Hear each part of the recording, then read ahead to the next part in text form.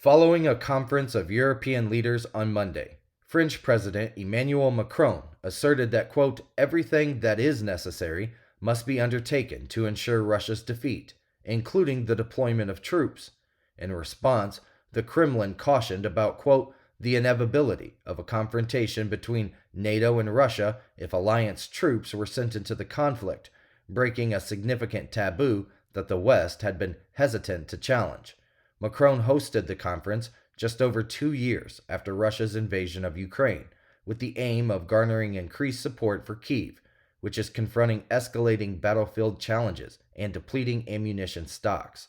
Presenting a bleak portrayal of Russia under President Vladimir Putin, Macron argued that there had been a recent, quote, change of posture, noting a hardening of Russia's stance both domestically and in Ukraine. While there was no consensus on the sending of Western ground troops to Ukraine, quote, nothing should be ruled out. We will do whatever it takes to ensure that Russia cannot win this war, Macron added. France 24 reported, quote, we are convinced that the defeat of Russia is indispensable to the security and stability in Europe, Macron added. Slovak Prime Minister Robert Fico, criticized by some for his perceived closeness to Moscow, acknowledged disunity among European leaders on the issue after the meeting.